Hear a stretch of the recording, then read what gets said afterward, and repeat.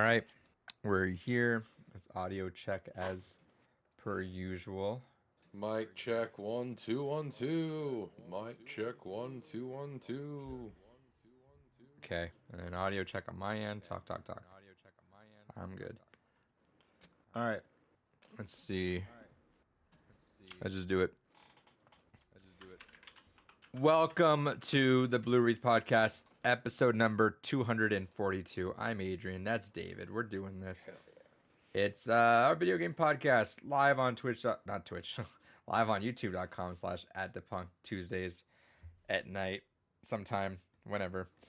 We talk about video games, and then we go other places. There's always an initial conversation about a video game or two, but beyond that, your mileage may vary. Yeah, maybe no video games one day. Fuck it. I mean, there was an episode we basically just talked about the MCU. That's true. Shout out to that episode. I don't know which one that was. I think we had Kyle on for that one or something. David, how much would someone have to pay you to listen to every single podcast of ours for a highlight reel? $1,000.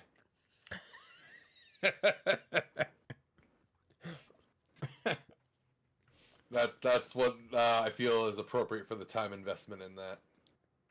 Because you're talking about what? That's ballpark 600 hours probably. Yeah. Yeah. That's doable. Someone paid David that money because I'm not. Man doesn't make that kind of money. Yeah, no. Otherwise, he'd pay a real editor. If I had money, well, if I had your money that you had at one point, I would have probably overhauled the setup at this point, done something a little bit more fancier. Probably focus on some sound, the sound foam that people have. Make sure the audio sounds a little clearer, more crisp. The mic setup I'm fine with. I'd have a multicam setup. I think that'd be. I think it'd be fun. So it's like it one of those like if you push the button, it'll show like the cat cam. You know what I mean? Like. Okay, that makes sense. I don't know why. I fucking hate YouTubers that do like a multicam setup, and it's still them standing in the same position, but congratulations, you now have basically put in the effort to face this way for this cam, and I don't understand the point of it. You're not a fucking weird ass news anchor. I don't know. It does nothing to the vibe of it. It freshens it up a little bit. It keeps you on your toes. But I will say my favorite one that I ever saw was someone had a multicam set up for reactionary things. So like for example, they got like this fucking crazy kill in Smash. They hit this button where it like has like a camera back to the bed behind them. And they had this whole bit where they would like fall over and like die or something like that, but the camera would like land on that or something like that. It was weird. I had to figure out because there was some editing. It was cute the way they did it. So it was like just a little more added emphasis for fun. The only times I understand the multicam setup the way you say it is if it's a different format of thing being shown. So for example, if I had a multicam setup, I'd have this one for podcasting, right? Have the wide right here. I'd maybe have like I would probably have another cam set up right above my gaming monitor just for gaming, you know? Like if it's like, all right, so that way you can focus it just on that without having to move this camera back and forth. I'd have like a cat cam probably just if the cat walks by, lays down there, if you want to see juice there, cat cam on, you know? I try to I flare it up a little bit though, you know. I add some more fun stuff onto it, so that's more or less what I'd be doing. And then I don't know what else. I'd probably I would you know what I would figure out a a better organization system for this. So I try to find a way to dual out. I would make like in like my dream house situation, I'd have the stream room be the gaming room, Okay. And I would have a dual output situation. That way, I didn't have to, like I could play PS5 on stream or on the big screen like that Hmm. without having to like buy multiple consoles or bounce HDMI's back and forth or any of that. Or I would try to find like split or something like that. Um, because like right now I can't do console games really. I got like my series or my One X and my PS4 Pro are here.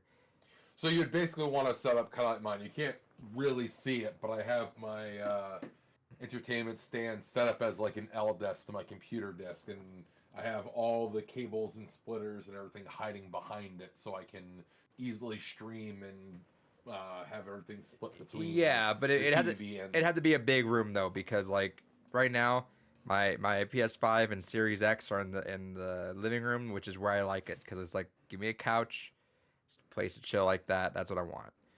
Um, but I'd want if I could have a couch in here, something like that. Cool. Gotcha. See, Um, I pretty much always just prefer being in a computer chair. So I hate it. I fucking hate it.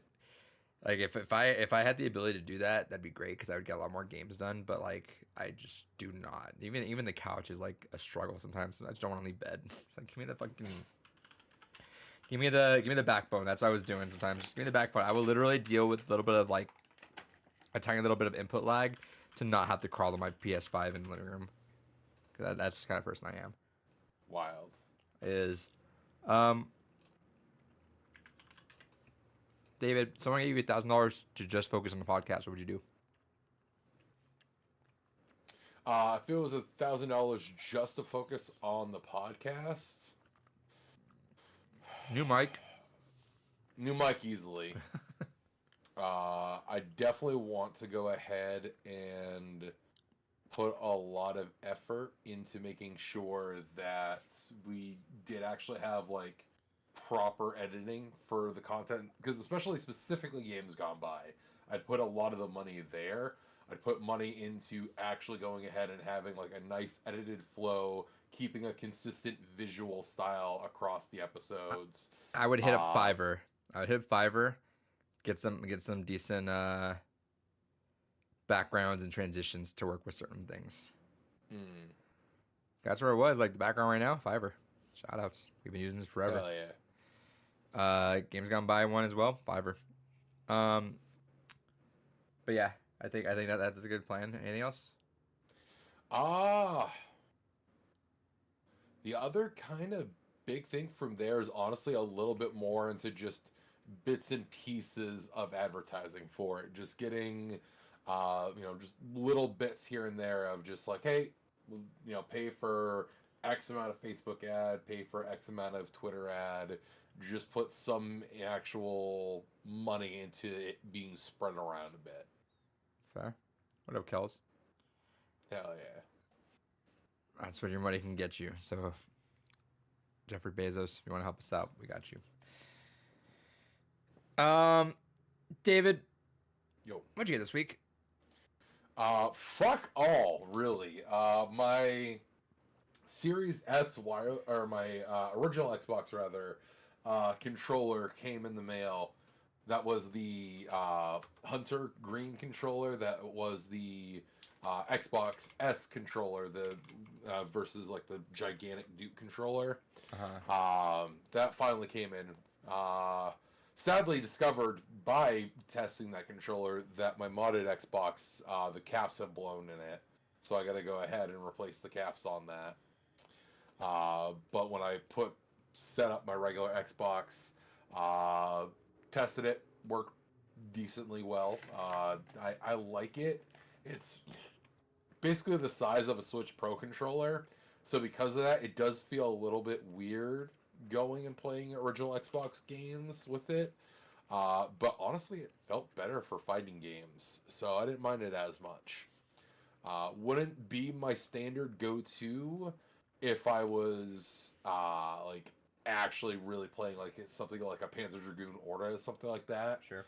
But for just kind of relaxing on the couch or something, it's a good way to play it. Nice.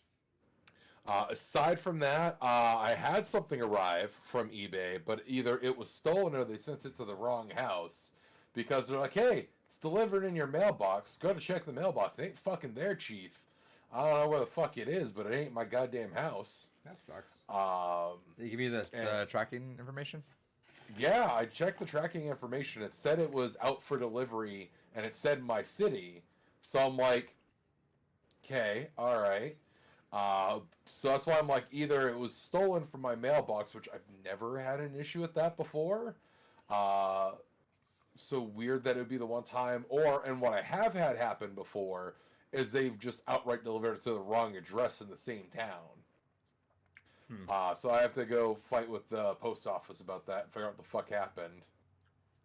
Likely, I'm just out the purchase, but I found out today that as of 2022, Maine has the most unoccupied houses in the country. it is true. We do have a lot of people that just sit on houses. Yep. Fuck yourself. And also a lot of people that like to just do Airbnb now, to the point where there was an attempt to get laws updated for Portland to make it so that way there was a lot of restrictions on that. They're like, no, we're good. Yeah, I was following like videos on that where they want to make it so that like people who do Airbnb full time get charged the same kind of things that a general like hotel would, to defer a lot of the people just squatting on their house like that, which is fucking bullshit. But yeah, other than that. Yeah, so other than that, let's see here.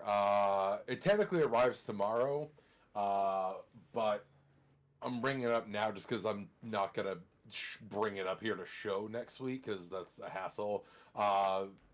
Ubiquiti has a good deal going on for their security equipment. Went ahead, and if you buy their security footage NAS configuration, you get a free security camera to go with it. So I took advantage of that deal. That should be arriving tomorrow. Excited for that.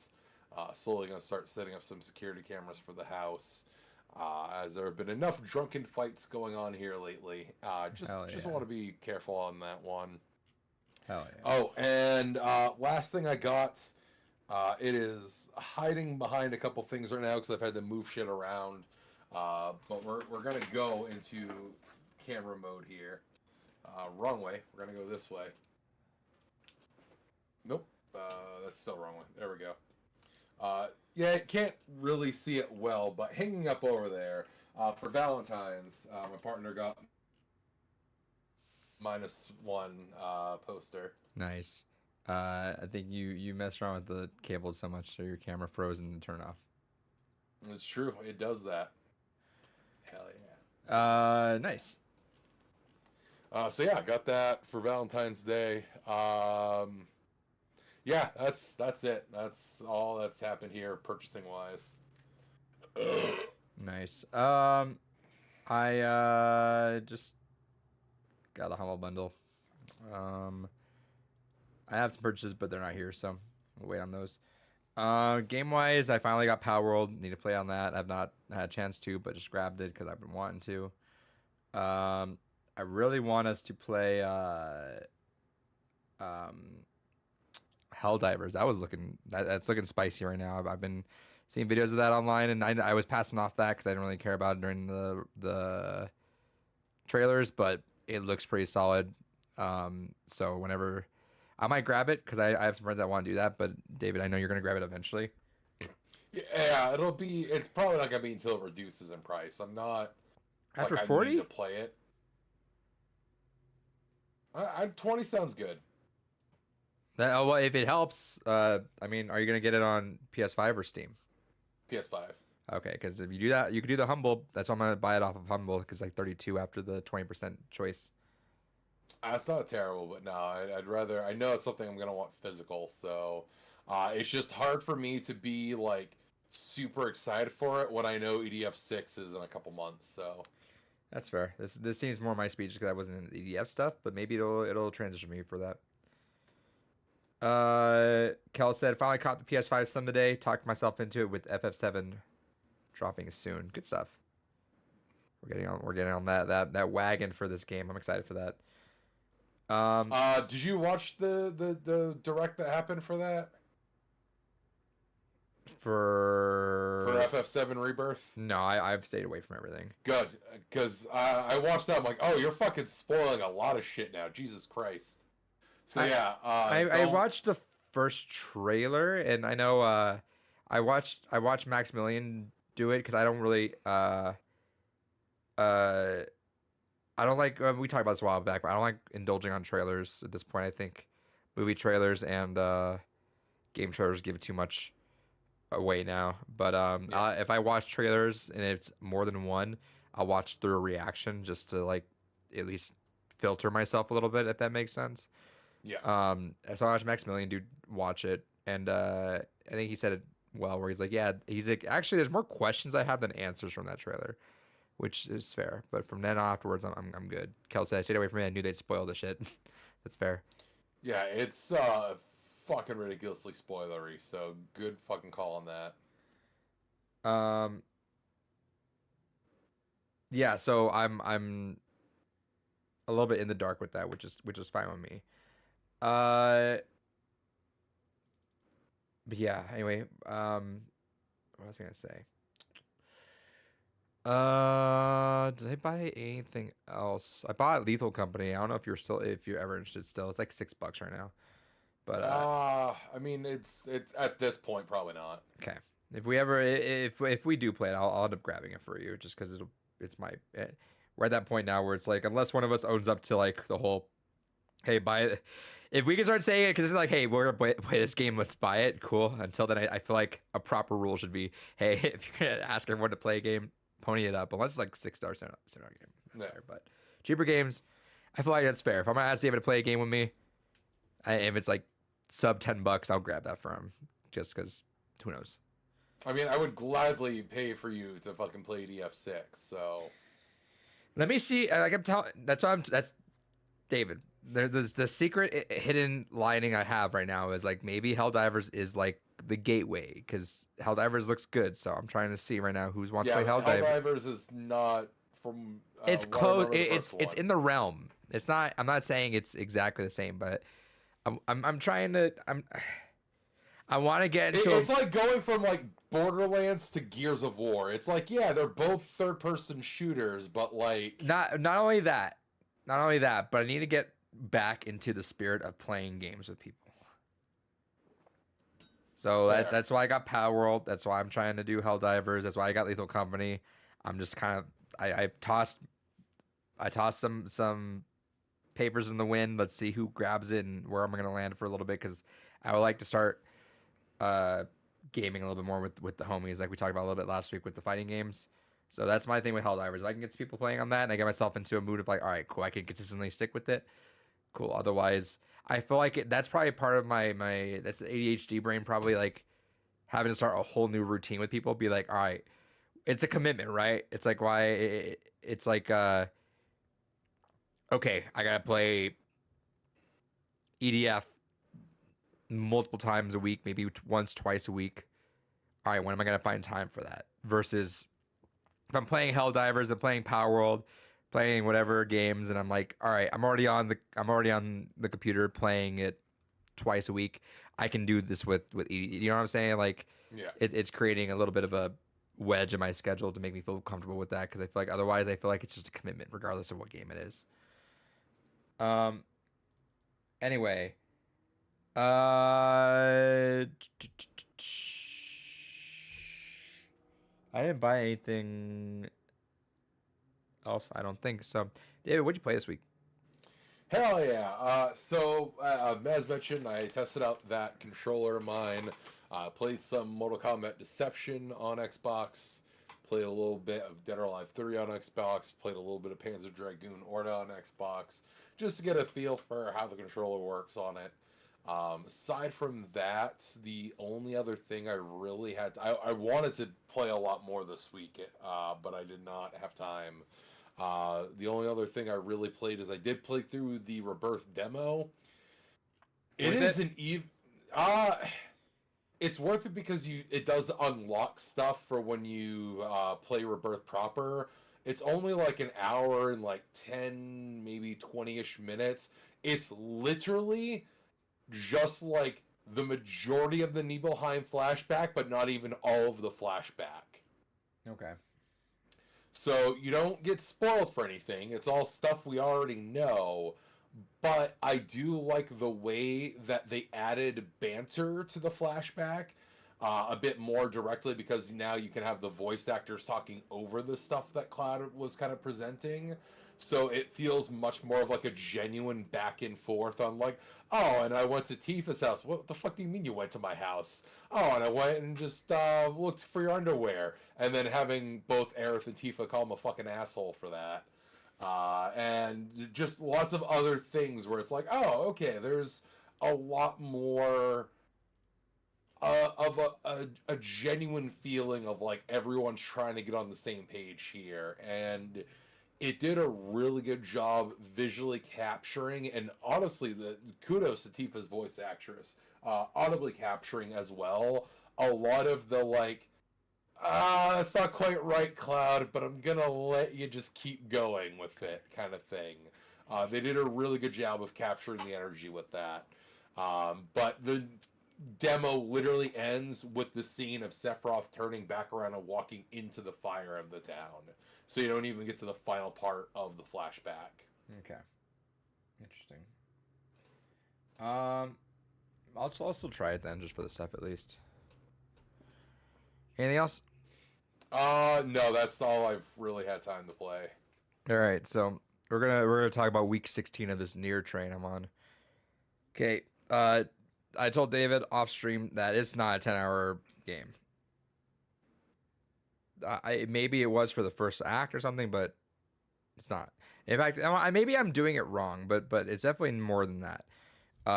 I've sunk about 40 hours into Reincarnation probably right now, and I'm taking a little more time for sure. The story is digestible, and you know what, David? Holy shit! I know. So we talk about it, David has no time. February is a fucked up month. March, maybe there'll be more time to open up, but the more I tell him, hey, I'm spending a lot more time than the 10 hours we thought this was going to be. Yeah. David's been slowly getting disinterested just because it's a gotcha game, right? Yeah. There was once we got to where I'm at, there's some cool shit, David. Like, I don't want to spoil it for the stream, but like now we're at the like, that's a Drakengard. That's not even, it's not like a sly little Easter egg reference. That's Drakengard. This is all Nier. This is like, for a while everyone's like, we see references, we see some stuff here or there, but like now we're like, oh, we're in the thick of it now. Like we are like, this is this is Nier 3. This is not like Nier, if it's not like, yeah, or it's not like Nier, like if Automata was Nier 2, it's not like Nier 2.1 or something. This is Nier 3. Next Nier game is Nier 4. Like straight up, this is a continuation of the story. Once the pieces are falling together and you understand what reincarnation is, it's really fucking cool. As with Nier stuff, right? It's like, it's always that whole like, what the fuck is happening, and then at the end you're like, all right, that's cool shit. I finished. We slacked a bit, but I have finished Automata Route B. So we're on the tail end now, because I know Route C and D, if I recall correctly, aren't that long. Correct me if I'm wrong on that. I don't know. Right? I don't think they were. I don't think so. Yeah, so I'm not worried on that end. David, I wanted to share this detail with you. Yo. Big shout outs to past Adrian not being a completionist. Okay. I did not do the Lunar Tier side mission. Oh. Which, my God, made it so fucking fulfilling now. Which is so fucking funny that I'm doing Reincarnation right now, because there is that same kind of scene payoff in Reincarnation in the second arc. So I don't feel bad about spoiling that, because that's in the second season of we're like a third season. There's Act 1, Girl and Monster, Act 2, Sun and the Moon, and Act 3, People in the World.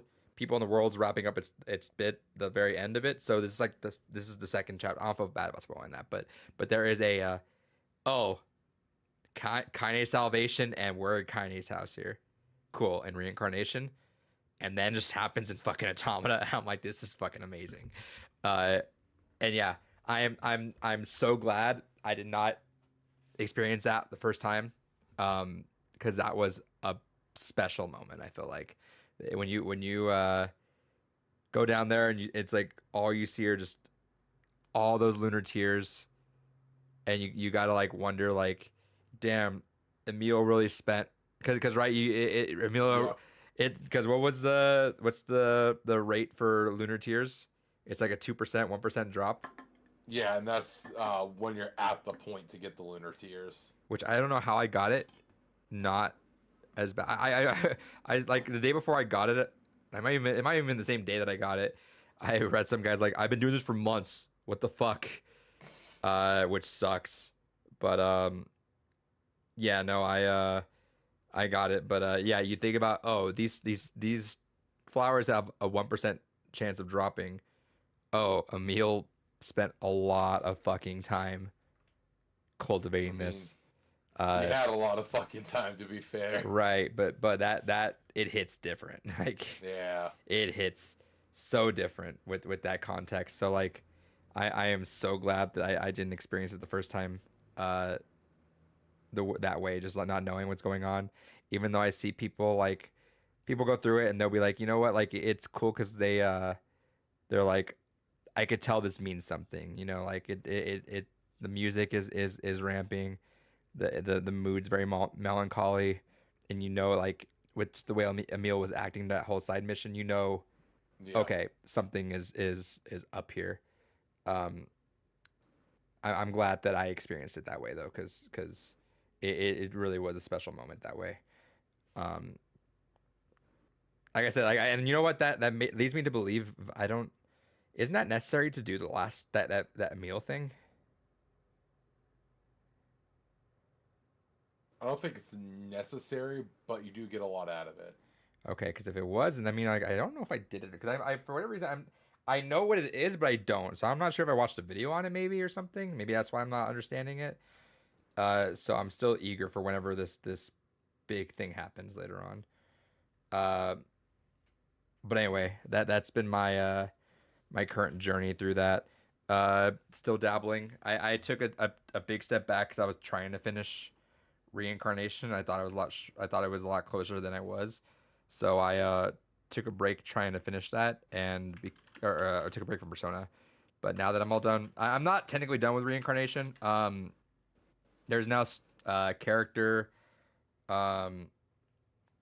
like character side stories that kind of just give more depth of each character, and straight up the those things we're talking like tells you about Legion and everything. So it's like, oh, so you're gonna learn everything you kind of need to via this now. So I'm trying to get through that now, which requires level 10 of these characters, which requires grinding in the auto sense, which means like you're just tapping start. Cool. Then there's like a 5 or so minute bit of story to read, and then you do it again. Gross. Yeah. But super high quality stories, obviously. Like everything is it's so well done. I think I saw someone put a 6-hour video called Near Reincarnation the movie up on YouTube, David. So that might be the move, and then just follow up with whatever. That's probably what I'll do. My hope is that I kind of wish they do offline. What they did for I kind of wish they do what they did with the Final Fantasy 15 mobile version of the game, where they just basically did a port of it to Switch and got rid of all the gacha elements. I would hope so. Like, here you go. It feels like I feel like Yoko Taro would be the type of person to fight for at least something. But then you know what though too, I don't know if I believe that what I'm saying too, because I could feel like he also, his little troll ass mind might be laughing like, oh, now there's a piece of lost media out there that is essential media for this fucking franchise. Yeah. That's like Plus, it could also be one of those things that's just simply out of his hands. If Square's like, no, we don't care about it. yeah. I'm sure he doesn't really have that as much say as he would like, but I don't know. It still sucks, but for what it is, like right now, it's. I'm glad I'm going at it where I am right now. If you have time to do it, obviously I support that, but it's not the 10-hour game that we were assuming it was. So Yeah, if it was the 10-hour game, I'd still try to find time to kind of get through that. But fucking at this rate, I don't even know how I'm gonna find time to finish Black Mesa on time. luckily, again, we don't have a time limit per se, as long as we're like in that ballpark, which is fine with us. I mean, as long as we get at least one episode out this month, that's the goal. Right, but I started to stagger the episodes, so we're gonna start them relatively. I hope this month we'll have the podcast feed of the episodes start trickling out, so we can stagger. But yeah, I finally got to play Tekken 8 for just a little bit, tiny little bit. Feels good. I definitely got to play more, but have not had time. I'm considering just dropping Xfinity for my internet and just moving to Verizon. It's not as fast, but I'm not getting data capped, and I don't need to go as fast as I need to. Just where I am now, if that makes sense. Also, what would you be dropping down to? 200. Oof. It's not bad for what I'm doing though. Like I'm not on the computer as much as I would imagine. But also we're talking the price change from 120 to like 35. God damn, internet's expensive for you. Holy fuck. Yeah. I'm paying fucking $75 for 2 gigabizzles. Yeah, no, I'm paying about 100-ish, and that's data capped. Holy Christ. I would need 130 for unlimited data where I'm at right now. Which is why I'm like, yeah, I'd rather just save the money, not get capped, and I take a bit of a speed hit, but not the most egregious in the world. Kel said I'm paying 110 for 200. Yeah, it's tough. Internet sucks having to pay all that, but yeah, I'm probably gonna make that change. They even gave me a $200 Amazon gift card for as long as I keep it for like 3 months, just fine with me. Cox sucks. Yeah. Do you not have like any local or at least more local? We have a local one, but providers? it's just kind of Comcast just kind of sweeps it with all the with the access and gigabit stuff. There's locals. I think Google was supposed to come out and do stuff, but I don't know if it ever happened or not. Gotcha. So for now, I don't mind the Verizon thing. The Verizon's also no contract, so like, again, it's a third or fourth of the price. Tiny speed difference, honestly, because again, I'm not here that often to do too much. No data cap, and if I ever need to get out and do something and go back to it, then I'm not locked in. I think also Verizon will pay $500 disconnection fee if you swap over to them. That's fucking wild. Yeah, Verizon just like straight up just fucking coming to us. We're like, all right, cool.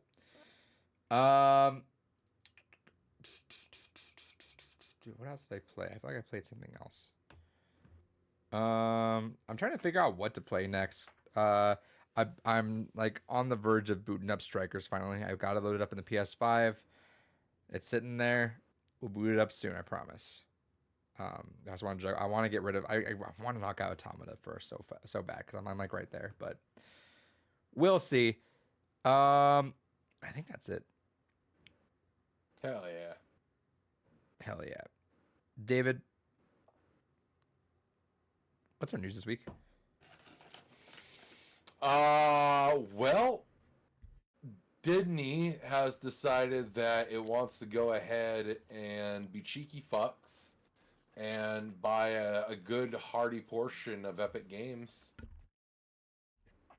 How's that Good make you old feel? girthy 1.5 million share.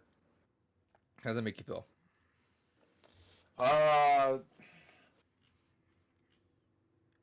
Honestly, pretty fucking gross. Disney, hilariously, the day after this was announced, it was announced that Disney Plus had lost 1.3 million subscribers after their price hikes. Which good, fuck you. Uh, but I don't get why they're doing that. I feel like it's a smarter choice for them to just keep building out good, reputable third party bonds with other companies to go ahead and try to. Because I imagine that the whole point of them getting that active interest is twofold. One, if I remember correctly, I saw something that I think Pixar has started using a lot of the movie development engine assets from Epic, and there's probably almost kind of effectively replicating what they did at Pixar, where it's like, no, we want to make sure we have a controlling interest in the technology we're starting to use for a lot of our films. So I imagine that's part of it. The other part, I'm sure, is also the side aspect of, well, if you have something that's a bit closer to a first party option, then you're not really paying for licensing and dealing with other agreements and other shit with other companies to make games. Um, but it does make me curious to see what that means for like the future of Disney games. In particular, what that potentially means for Kingdom Hearts. Uh, if Square is able to go ahead and just keep doing what they want to do, great, cool, like to see that. But if it ends up being that it's like, hey, you can still keep doing what you want to do, but it has to always just be exclusive to Epic. That's like, ooh, I don't like that. I don't like where a lot of that could go. Um, yeah, I don't like it. It's all fucking garbage, and I hate life. It's Disney being shitty ass Disney. So Oh, Disney. Trade for the chat with the hell yeah. hell Um, yeah, Kel said, Iger shut down some good studios years ago, only turn around and say, oh, yeah, video games are integral to this now. yeah, yeah. So really, not keen on them having a hand in things. So I mean, granted, not that Epic was doing great considering what the fuck they did to Bandcamp, but fuck them for that. But yeah, I don't know. Big corporations being big shitty corporations. That's all I have to say on that. Uh, yeah, I can go either way. I don't really mind too much, but I get where you're at. Uh, this could have been epic Mickey Renaissance. Yeah. I get it. David, we're at the cusp of what could be some of the biggest industry shifting news with this whole Xbox thing. Where Xbox could basically confirm that they are now officially a third party company for other consoles. Yeah, so um let's talk. We talked a bit about this last week. Um, there was rumblings that Phil Spencer's like, we're gonna talk about this soon, which kind of set off more alarms. Now it's The Verge came out. It's kind of jumping the gun on what is gonna happen with this thing they're saying. So, and I'd say it's pretty reputable what they're gonna say. So I would not call shenanigans on what this article is saying. So let's read this. And again, if we're outdated, we're outdated. We'll talk about it next week. But they're pretty solid on how they report. So,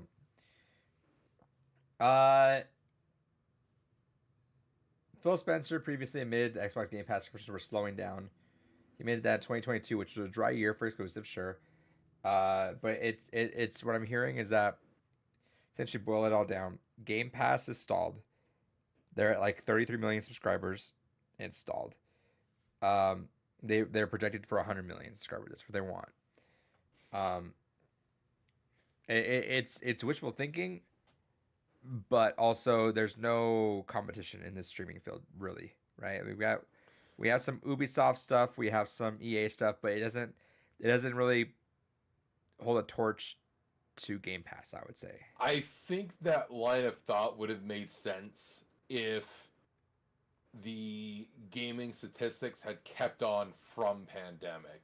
Like if basically everyone's like, this is just now my new hobby, where this is all I do, as opposed to everyone going back to their regular interests and hobbies after the pandemic. I think that's a big killer for a lot of companies, as we've seen with a lot of layoffs going on. I think that when they were probably starting a long-term plan for a lot of this, 100 million seemed reasonable at the growth rate that everyone was seeing pandemic-wise.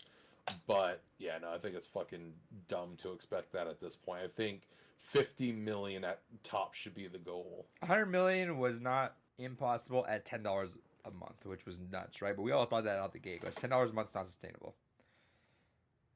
But yeah, so they're topping out, and the issue I think also is that the install base for where they're selling at is not large enough. Grant, like yeah, you have PC, which is the biggest technically, but get gamers off of Steam is tough. Even if they have Xbox Game Pass on, or they have the Game Pass on PC, it's I have that. I don't ever touch it. I should. I'm sure I probably could have saved money with some repeat purchases. Like College just said right now, it doesn't have the Xbox app on PC blows.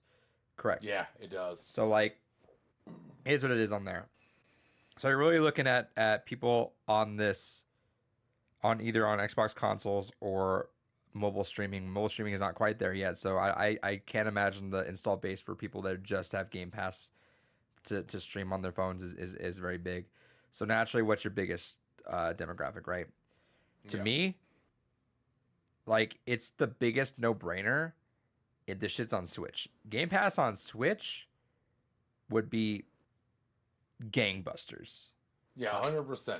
Especially where that is a platform that, especially with Xbox Game Pass streaming, they've already kind of been with Capcom and Square getting conditioned to just be like accepting of streaming titles on Cloud the platform. gaming, yeah. Yeah. But even then, like we're talking like if you have Xbox Game Pass on Switch, they're the two games they're throwing around there right now are Pentiment and Hi-Fi Rush, both extremely switchable games. You can have a Game Pass of those kinds of games living on Switch, no cloud, I'm sure. But PlayStation's gonna be a little more of a tricky one, right? Because PlayStation's not gonna want to allow Microsoft to start overstepping PS Plus, I bet. Yeah. And Nintendo probably gonna be a little skeptical because they don't want people not buying games. Which it can go either way. I've heard reports say that Game Pass improves sales, but I think that while I understand that and I believe it, I also can see the other side being that maybe it's like I've been guilty of this. I'm sure you have too, where it's like, oh, try a game on Game Pass, buy it on Switch.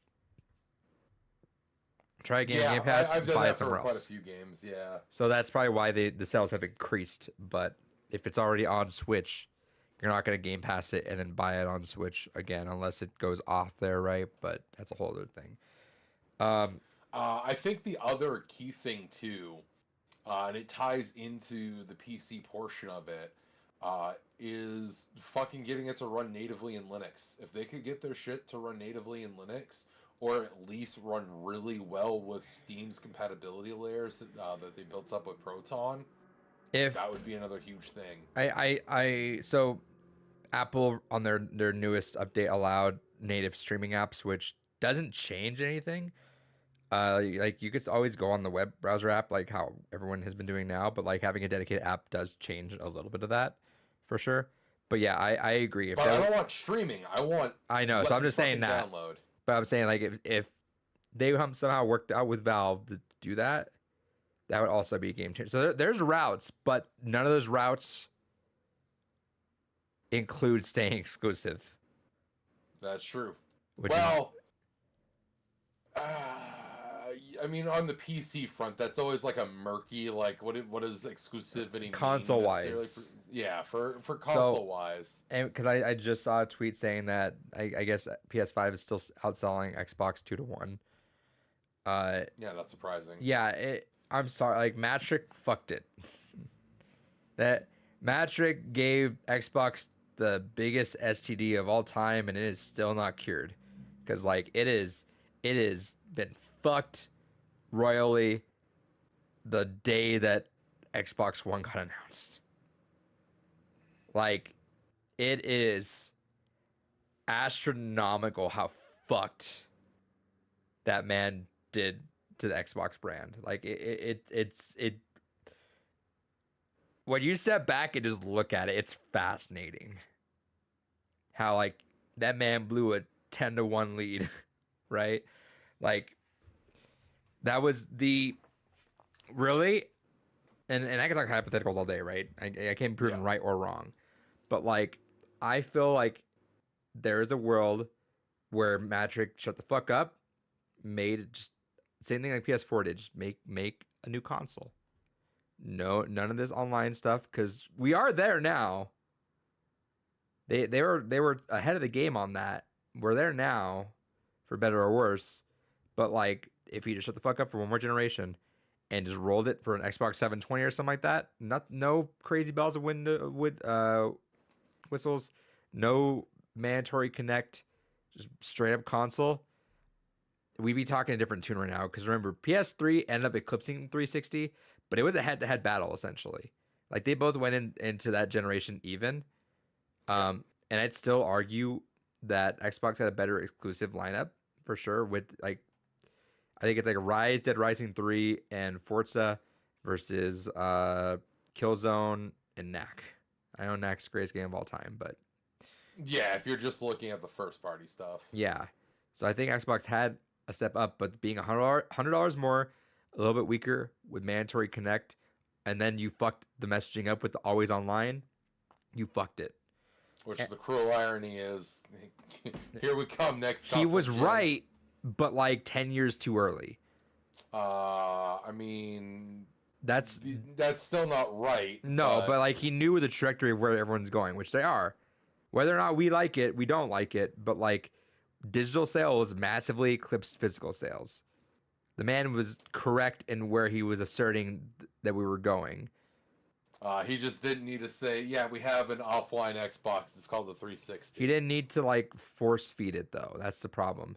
And what happened is that was the primary generation, the Xbox One and PS4, that have solidified trajectories of ownership.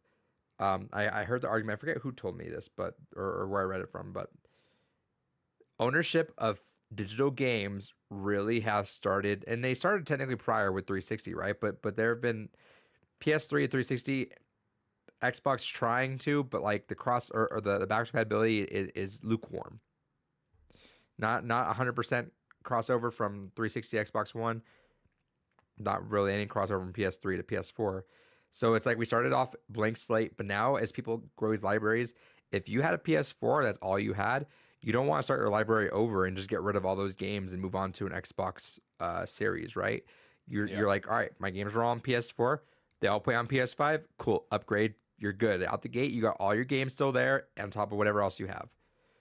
But because Xbox One and Don Matrick fucked it, it shifted all the way over to Sony's side, and it's just, at this point, Sony has to fuck up royally to ruin that, and it's like impossible. You'd have to hit like that hacking of 2011, but like double that time. Even then, I don't think that'd be enough. It would probably be enough now because online is so essential. Now everyone gets fucking hammered. But it was a little different. So 2011, yeah, was it fucked that you couldn't get online? Sure, but you could play your shit, and we were still playing offline enough that it was terrible, but obviously it didn't end the world, right? But imagine like someone like now, David. Imagine especially with like the internet and complaints and all this shit, and with Twitter being normalized for every fucking person and their mother. Imagine just like this $400 machine coming out and you just can't play shit. Especially with how games are always online now and all that stuff, David.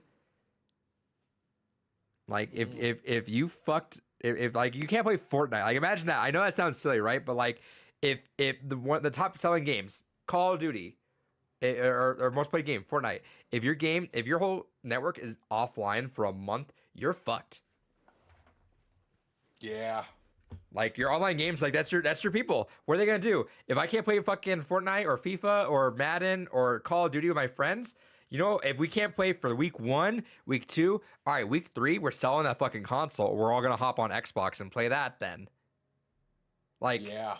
that's how fucked it would have been That's now. fair. If it was like a different era, it would have been fucked. That I feel like they hit just the timing was just enough for them to wiggle out of that because no one really referenced that. That was huge, David. Like that shit was fucking huge. The fucking console was dead. It was offline for like a month, and just was not relevant enough of a thing for people to give a shit about. No one remembers that thing. No one even factors that into consideration. Which, for all intents and purposes, everyone should still, right? Like every time we buy a Sony product, we should be like, all right, is this shit safe? I mean, at this point, I hope so, considering it runs on Azure servers. Yeah.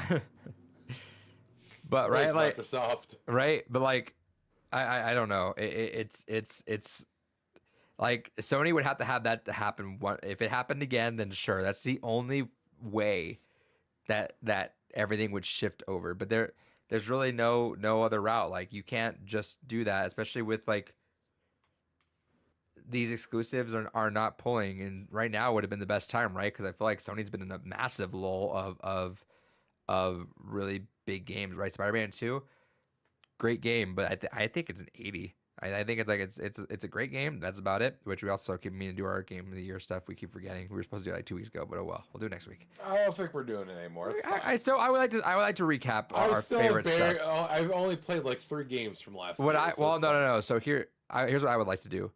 I would like for us to have a game of the year stuff, and I would like for us to just whatever games we liked to play last year. Doesn't have to be Hell yeah. doesn't have to be like 2023 releases. Perfect. So just of the games we played. Yeah.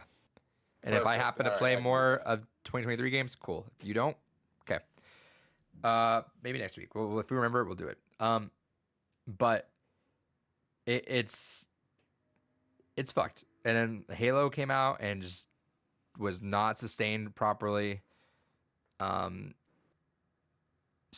came out and just did not withhold or like did not hold on to retain its audience, which I don't know. This seems like the natural thing, and I'm curious what the discourse is going to be, because, like I said last week, I understand, right? Like if you're younger and you bought an Xbox, suddenly that purchase kind of goes out the window, right? Because like if you saved up $400 for a Series X, $200 for a Series S, whatever you can afford. Oh, but you could have got a PS5 and had that stuff and the games that you tried to, you know what I mean? Like it's interesting because I understand that, but if you're holding on to these console wars for some other dumbass reason, then I don't really give a shit. I think it's cool that people can play these games wherever, and I think studios deserve as much support as possible. Yeah, I think it's the studios that matter, not the fucking console that you play it on. Right. But yeah, I'm curious what the discourse is going to be. I'm very curious how our discussion is going to go tomorrow, because, I mean, is there always going to be an Xbox? Yeah, I think it's going to be just a lot less prevalent of a thing and slowly kind of just become more of a niche purchase. But like it still makes sense to have an Xbox, right? Because like there's always a market for Xbox. Yeah, it's one of those things that, again, it's that entry device where, and this is kind of what the Xbox One was setting out to do as well, which is it's the all-in-one, it's a simple baby computer in the sense that it can do very basic things that you need it to. It has web browsing and all that. But at the end of the day, it's like, I just want to fucking play a game. Perfect. buy the game there, load it up. You don't gotta fiddle with anything, and truly, that's what the next Xbox should be. When we get the whatever the successor to the series line is, the Xbox fucking Omega Rainbow or whatever the fucking bullshit dumbass name they decide to give it. That's what it should truly just be. Is here's fucking Windows babyfied to the point where, yeah, you basically just have an entry-level computer, but it's so pre-configured that you don't have to worry about anything. It's just, here you go. You have your perfect blend of the Windows desktop experience, and here you go. Here's all your games. You just pop them in. They play. You could even do it like a tongue-in-cheek thing where, hey, here's themes that we can sell you, or you can just download or whatever, where you can even go over like, hey, here's an XP theme, and you can just give a whole start menu look to everything like that. You know, more tiles. That's right. There's a lot of things that I know on some level why Microsoft doesn't cross-pollinate too much between Windows and Xbox, but at the same time, I feel like that's what they really need to do if they want the Xbox to have an identity anymore, is to just go ahead and be like, all right, this is basically a fucking dead simple PC. You can't, whoa, excuse me. You can't fuck it up. It's just, here you go. Obviously, you have to lock it down to some level, because if it was a full-blown PC, you don't want your Xbox getting a fucking virus and you can't use the goddamn thing. But just giving it basic web browsing, basic media player, give it that desktop feel of whatever. Steam Deckify it. Exactly, Steam Deckify it, essentially. Fucking steal that template, throw the Windows spin on it. There you go. Here's your fucking console. It's gonna sell less than PlayStation, like it has been. It's gonna have less uses because, yeah, if you want all your games now, you just buy a PlayStation and a Switch, right? But like, that doesn't.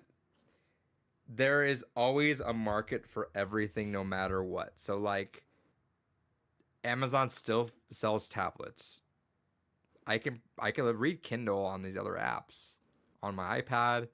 I could read it on my Supernote. I could read it on my phone. People still buy Kindles. Why? Because it's native on there and they like what it is. Yeah. People are going to like the Xbox UI. I like the Xbox UI. People like the controller. I like the controller. Will I stop by Xbox? Yeah. Because I also have my digital library on there too. But like, I mean, if the next Xbox truly is digital only, I ain't fucking buying it. But no, and that's fair. I have my digital library on it no matter what. So I'm talking like 360 games. I already own the two best digital only consoles to ever grace the fucking market. I own the Ouya and I own the Zeebo. Why the fuck would I want any other digital console? Oh, and the Playdate. Yeah. Unironically with the Playdate. Unironically. Which we didn't have it in the news, but real quick. Hey, shout outs to them. Fucking kudos to them. Yeah. They finally did it. They caught up. You can now just buy a Playdate. It's not on a pre-order cycle anymore. I actually convinced my boss to buy one. So, yeah, shout outs to fucking Playdate. I still, once in a while, keep that thing up to date. I want to like actually sit down and play some games on it. Again, I've talked about this before a lot in the past. If it was fucking backlit, I'd use it a lot goddamn more. But it basically gets reserved for like sunny weekend days. Is really the only time I use it. I would like to play on that more.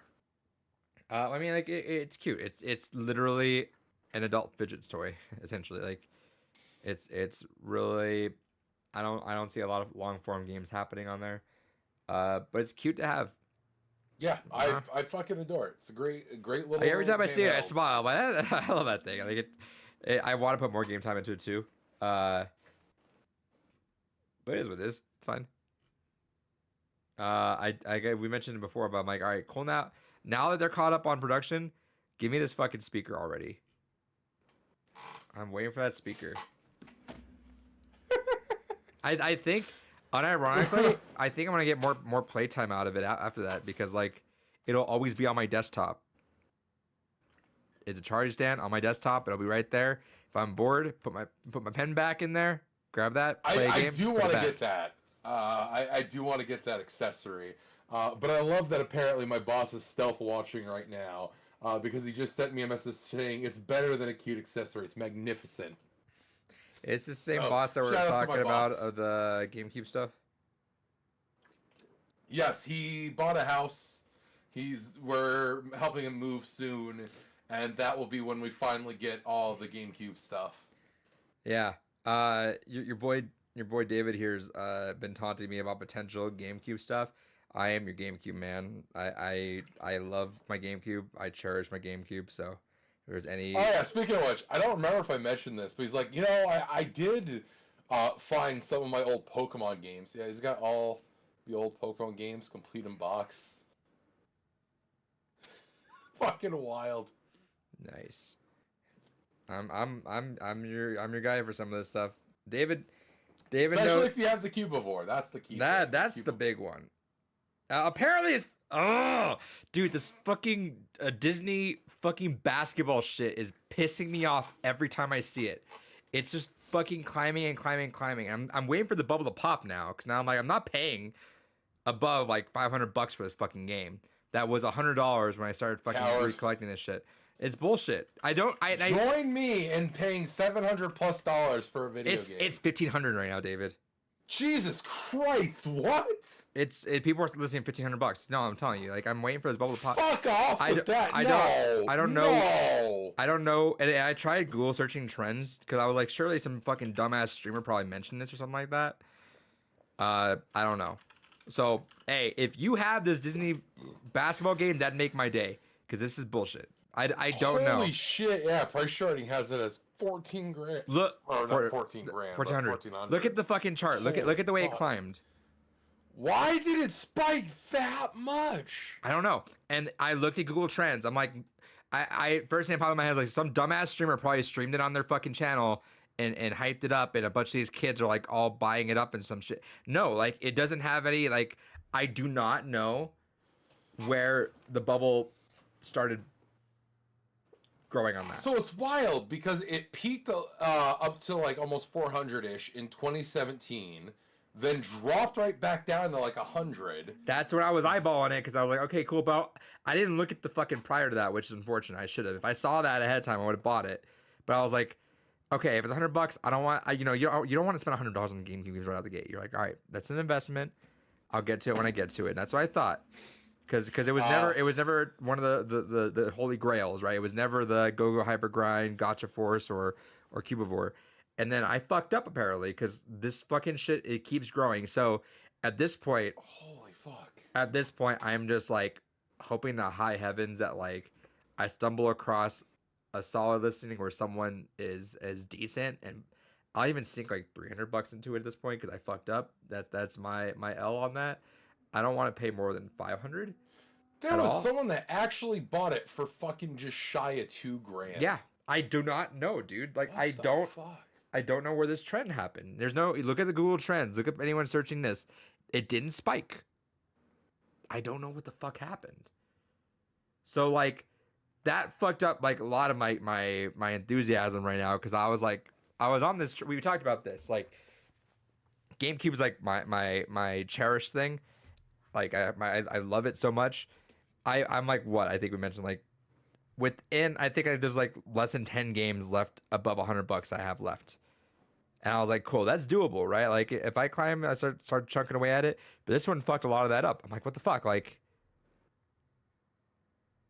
Okay, can I just say I'm looking at some older sales, trying to kind of also piece it because now I'm fascinated because it's the GameCube. I would expect like a Pokemon game or it surpassed. It might even surpass Pokemon boxes like the most price. I think no, 100% surpassed Pokemon box at this point. It's so fucking stupid.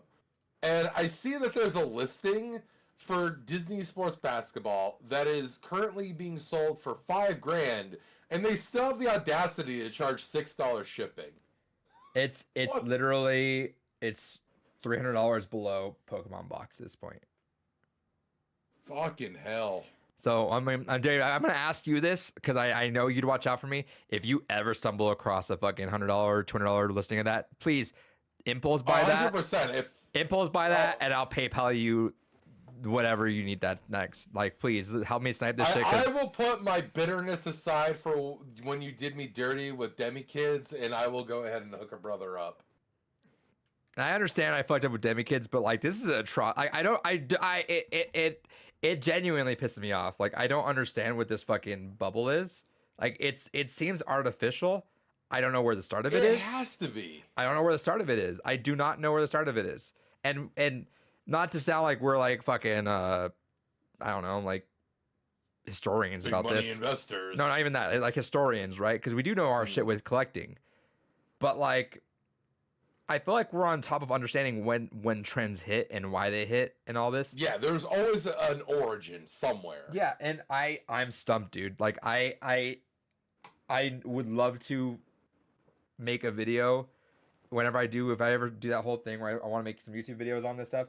I would love to find the origin of this because it stumps. And you know what sucks is this is the most. I am literally the only person on the planet talking about this right now. There's not a single other human being out of the almost 8 billion people we have that is talking about this fucking game right now.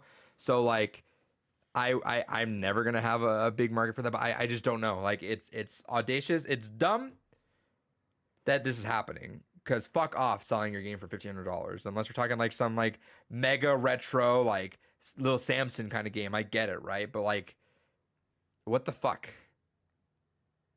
And like I could see it if it was just the graded ones, which I still think that game grading is the cuckiest fucking Dumbass shit. Bullshit speculative market nonsense to exist.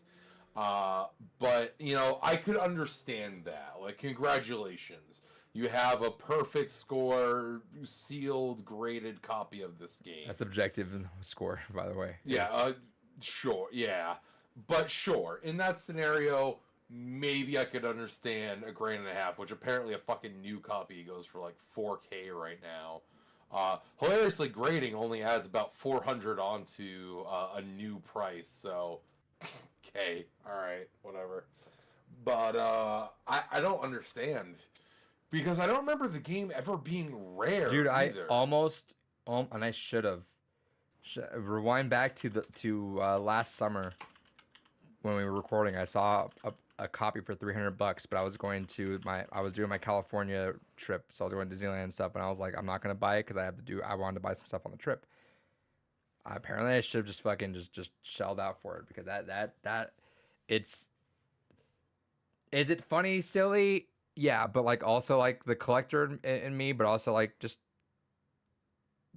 I hate these dumb collector bubbles. Yeah. Like it's dumb. I don't know what is bumping this nonsense up, but it's ridiculous. I do not know. I don't know why.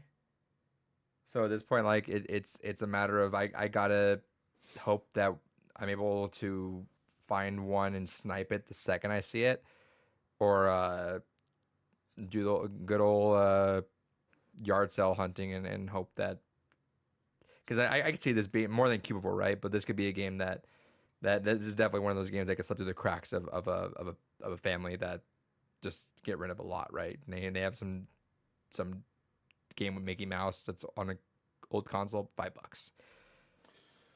And it's weird because, like, VG Charts used to give a lot of good data on shit.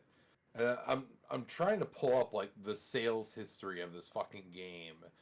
And the most that you can pull is that, like, it sold 0.01 million total, roughly. Like It's a rare game, but not a obscenely. It's an uncommon game. Yeah, it's kind of one of those things where, like, Earthbound. Earthbound goes for an absurd price, but it's not a rare game. Yeah. There's more that exists out in the world that people really understand. I wonder what the thing that struck me interesting about this game was I always saw a lot of copies that were no manual. Mm. So I wonder if that led to like maybe it was a rental game for a lot of people. Maybe it was, I don't know, maybe just the fact that kids had it and just never took care of it probably. But it's fascinating. This game has stumped me, and it's been like my collecting ghost for the past like year and a half now. Because like we talked about this. I'm excited that I'm like close to like completing the upper level GameCube stuff. I mean, if you just simply want it for the collection, you could just get a Japanese copy. No, well that because that would stand out too much. Right now all North American, and we're talking. Here's the cool thing too. And eventually, if I complete my collection, here's my next step. But we're talking out of the. Let me see how many. How I don't want to count.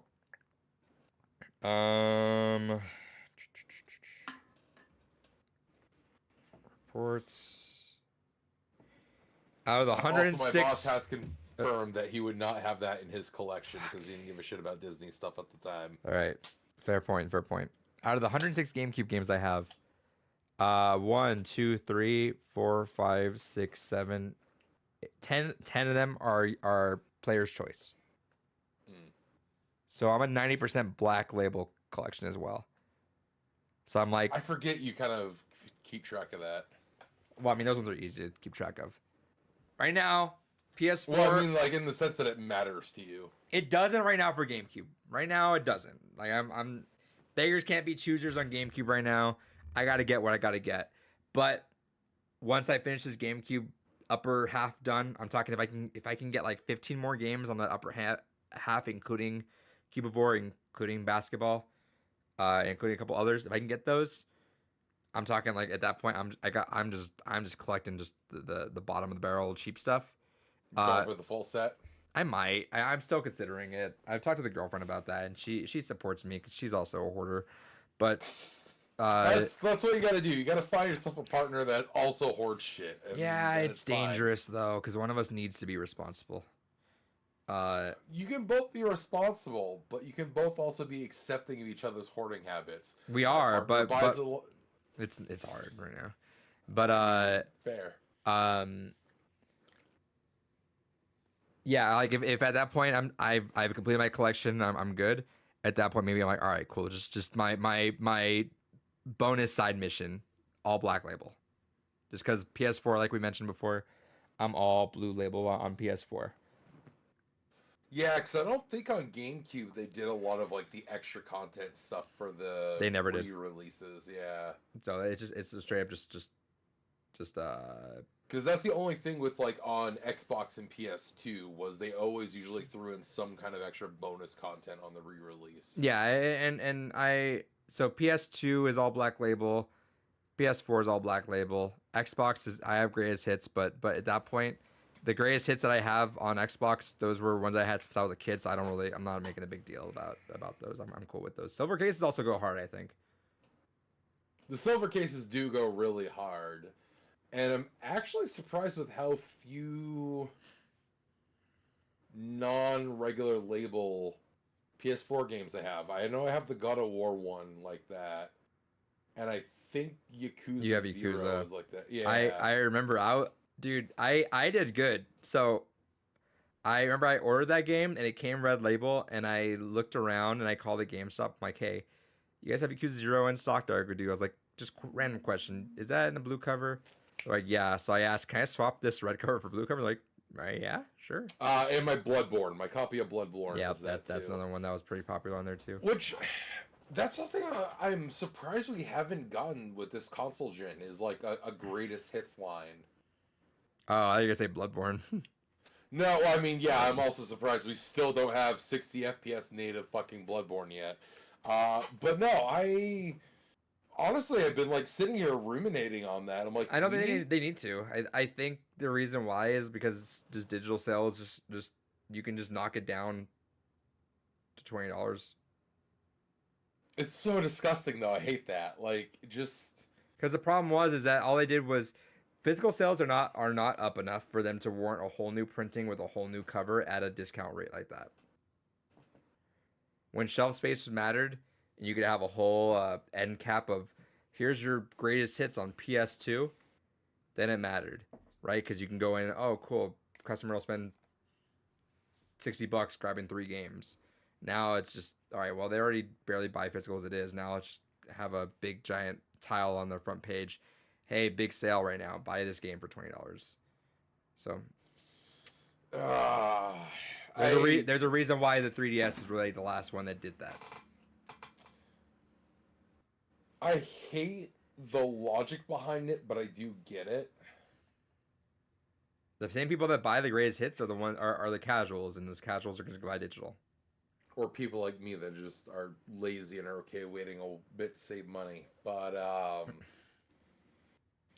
yeah, I don't know, that it's just so weird that just because, especially on the PlayStation side, we've had greatest hits since the PlayStation 1. It feels weird to be 5 iterations in and there's no greatest hit. Like, for every PlayStation console, I have some kind of greatest hit.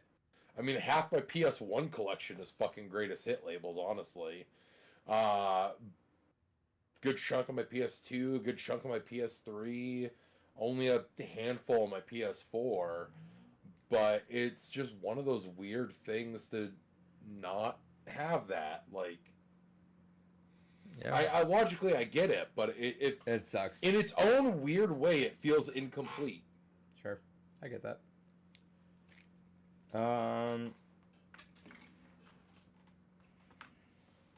Yeah. Anyway, that's my tale of fucking Disney basketball. I'm so mad, dude. Like that's so frustrating.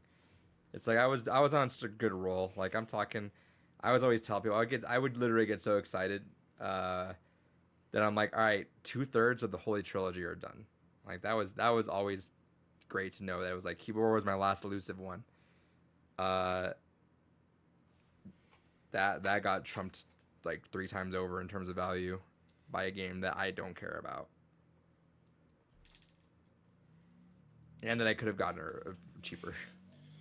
You know, it's funny because as I was still trying to dig a little bit into this fucking game, I saw a Reddit post from 3 years ago, like, "Oh, this game's not worth $100. Don't ever buy this game for $100. That's a clown bullshit." Yeah. Don't you imagine? Yeah. Like, truly, this. I bring it up. And I've talked to a lot of people about this because it's the funniest fucking thing to me. Like, this is the same energy of Rule of Rose, where we were. I honestly wish I had let you talk me into fucking fighting for that Rule of Rose copy. I tried to. I know, but I'm like, it's Rule of Rose. I don't want to pay $500 for this. Who would pay $500 for it? Here we are, as it's approaching $700 now, and fucking John being the good. As I turned it down earlier that day for a fraction of that. Yeah. Another thing I bet you are biting yourself a little bit for. Yeah, but it not as essential. Like PS2, if I got that would have been cool to have. It'd have been a cool story, but it's not the same as a complete box Zeebo, so. Yeah, you're welcome for that one. Oh man, I still need to get around to figuring out how to mod that. I saw that kind of like with 360 modding, there's JTagging for it, where you can do something to manipulate the chip directly, but it's a pain in the ass. So I need to look into that at some point because I would like the whole Zeebo library. That's the one thing that does suck about my Zeebo is it's missing the one most special important game, and that's Resident Evil 4, which is why that all became a thing to begin with. Yep. Collecting sucks sometimes. You know, that okay, so while we're on this subject, and we're kind of news light anyways, I am curious. So I know that the GameCube is your kind of big trying to finish off collection. Let's say future Adrian is done collecting for GameCube. What's next for you? What's next for your collection? I don't know. That's how I always thought about. I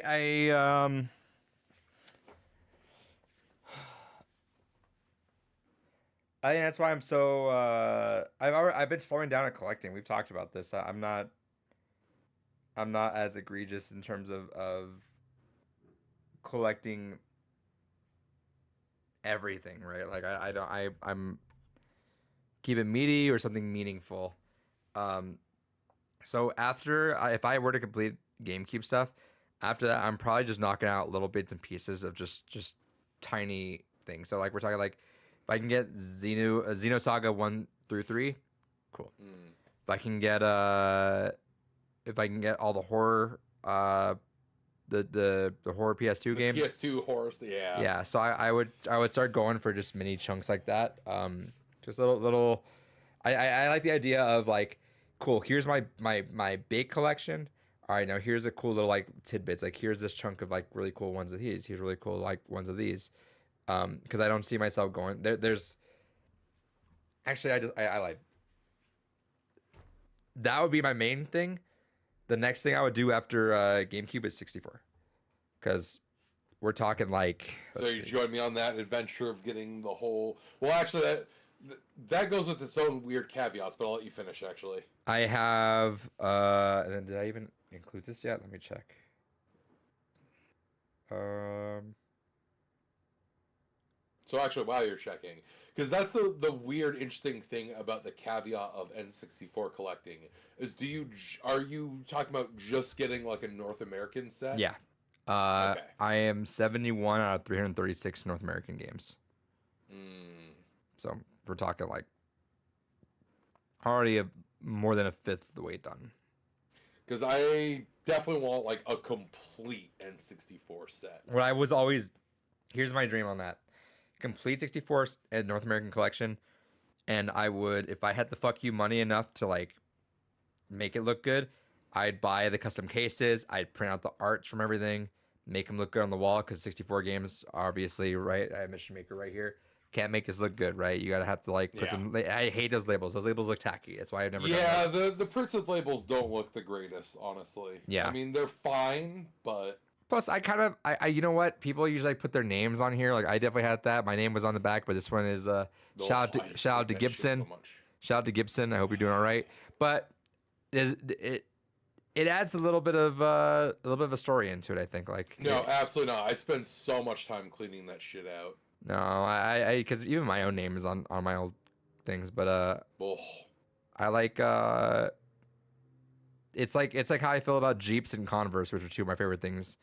I think the more worn down, not label, don't touch my label, but like the more worn down or used something look, it has a little bit of authenticity, a little bit of a story thing to me. It's like it wasn't just a pristine copy, never touched. It was like this passed off and eventually it landed up in my ownership somehow, some way.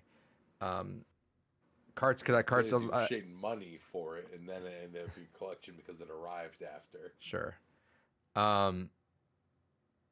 But yeah, I would ball out for the either way you wouldn't see it, because I would ball out for those like custom cases, and then I would go to the I forget what that Game Art place or the Game Art website is, but it has a lot of them. Oh yeah, I know which one you're talking about. I don't know what it doesn't have all of them, which would be an issue for some, but I would like to print out as many of those as I could. Yeah, no, I it's one of those things that I would want the whole set, and I definitely don't care 100% about cases for them, because honestly, anything cartridge based, I feel like in its own way that is kind of the charm of them. I do have 1, 2, 3, 4, 5. I have 5 N64 games that are completed in box. Only, granted, only 2 of them technically are US releases, and one of them is because it's the Glover limited run re-release. But it's one of those things that, I don't know, there's something more genuine about a cartridge game being loose than like the grossness of a loose disc-based game. This is true. I don't I don't fuck with the loose discs. Carts I don't mind, but I think the novelty of being able to show off a 64 collection is cool without having to reach in, and because if I want to actually play a 64 game, which I still do time to time, it is the biggest pain in the ass to fucking go through and look for, because I don't use those tacky labels. So we're talking like I have like a shoebox that holds almost every game, and I open it, and all you see are just like rows of this. Why not get an EverDrive? No, I'm a real gamer, David. I don't fuck with that. I'm sorry, you might like playing games with custom game patches or English translations for games you couldn't play before, or all kinds of other weird, nifty things that the console, as originally released, didn't want to do. Really quick, Maybe we're gonna come back. We're gonna come back to this real version quick. of Animal Crossing. I'm gonna forget. On N64. We're gonna come back talk about this because I'm gonna forget this detail. I have Persona PlayStation on the Miu Mini. Remember we were talking about Persona, how I would get through the series. You said don't play the. Oh yes. I had that on the Miu Mini, and then I do have both Persona 2s on the Vita. Okay. So we're set whenever I do that. So I hear that Persona 3, which by the way, did you see the way it's been described lately? No. Let me sell you on it because I know you were also Cal said patina, but for N64, I don't know what that reference is. Let's see.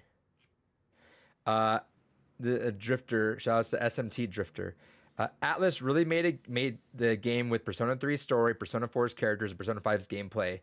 That does copypots people were looking for, and I agree wholeheartedly. I can't speak for Persona 4 characters, but I love the cast. I know you had issue with the cast. I love the cast.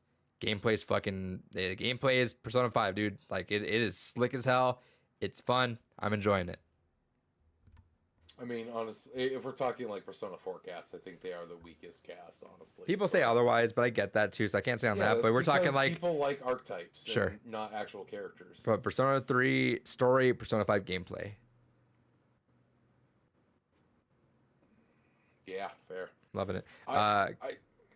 Cal said, pretending is when old gun metal turns brown. That's fair. I get that now.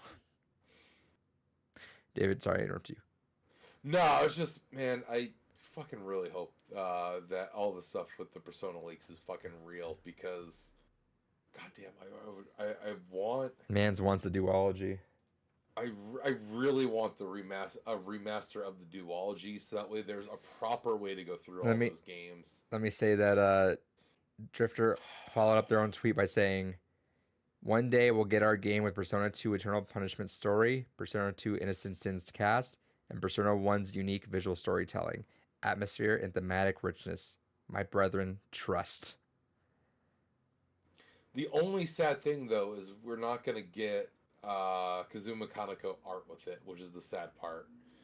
But Dozy's done a good job. I do like Dozy's art presentation for SMT5 especially. I feel like he did a really good job with the art there, but fucking Kaneko just had such a distinct fucking aesthetic. I loved especially the PS2 era with this fucking porcelain doll look. But no, I'm trying so hard not to gush about the Persona 2 duology because one, I want you to experience it as blindly as possible. But you're welcome to sell me on it because again, the issue is that there is you. All right, so let me try it. Hold on, wait. Let me try it. Go ahead. I don't know why you gave me right before I'm about to speak my real shit, but okay. I've been looked at in many ways as being a crazy man for doing what I did, which is I still got crazy. I still got called insane on the Nier subreddit for playing Drakengard 1. The subreddit of my people, and I was asked why. I mean, it's a David fair question. Asked me why. Dave, I was encouraged not to do this. I was encouraged not only by David, but it is very widely suggested on the Nier subreddit to please just watch videos of the game, which is fair. You know what though, David? And this is my side tangent. The more I think about it, I want to play it again because Drakengard 1 might. This man has no respect for his free time. Do you want a side tangent? I thought about it. I couldn't. I took the day off work today because I was not feeling well because I couldn't sleep. I drank coffee at 8 p.m. I don't drink coffee or I don't drink caffeine too much, but I was already feeling sleep. I was like, let me wake up. Couldn't fall asleep till 4:30 in the morning. So I'm like, I'm not going to work. That's not happening. So I took the day off, mental health day. It's a video day for those kids. It actually was. Well, it was like Jawbread. No. I made my ninth graders watch a Nexpo video, and I made my seniors polish up their resume for us to get ready because they're 3 months out from graduation. So I did well. Holy fuck. Yeah. 3 o'clock in the morning, I started looking up how to get the platinum in Drakengard 3. You absolute fucking madman. And I was like, all right, I'm like 6 trophies away. How bad could it be? And so I started searching up on the Nier subreddit. I just searched up Drakengard 3 platinum, and some insane person got Nier Japanese, Nier Replicant, and Drakengard 3 platinums. You're insane. But I don't know if I'm talking myself out of it or wanting to try it because all I read was people say, so how'd it go? Nier was tough. Drakengard's fucking sucked. I'm like, okay, well, maybe I'll reconsider, but I'm still thinking about it. It would be nice to have the platinum. It just feels really good. Anyway, to reel You're back. a fucking madman. Look, I already feel stupidly obsessively committed for getting the platinums for every Persona 5 game. I don't feel the need to get everything for fucking Nier/Drakengard. And you know what sucks the most about it? Is because I would have the platinum in Drakengard 3 and Replicant, there is a tiny part of me that would like to replay Automata once more just on PlayStation to get the platinum because I'm playing on Xbox. So we'll see. I also kind of want to get Nier as well, but I don't know. Anyway, to reel it back a little bit, David. Yes. Drakengard 1. Okay, let's go back to this. I've been told not to play this game. I played the game. The more I think about it, I want to play it again. You know why? Drakengard 1 might be the most unhinged video game on the face of the planet. It's fucking up there. It I'll is. certainly say that much. I cannot think of a more unhinged fucking video game. The more I think about it. And the thing about me that I've discovered, which God bless my girlfriend, I told her this, and she offered this to me as like a present. God bless her. I told her that for me to really digest stories, I need it twice. I've noticed, right? Like I don't really get hit by things emotionally the first time. So I'll usually, whenever I watch reaction videos, something like that, when I digest it again after I've done it, then that's when I get almost even close to like teary eyed, right? Like I don't get hit the first time. Closest I ever got was on first go was Kentucky Route Zero, where it almost got me out the gate but didn't. Persona 5 Royal, I got almost teary eyed, but like after the fact, just reminiscing later on. But like after, like I felt like I got so overwhelmed at the Nier concert that I'm like, it kind of, and I understood what was going on, but like it kind of just flew over me. And after a while, I digested. I'm like, fuck, that was really amazing.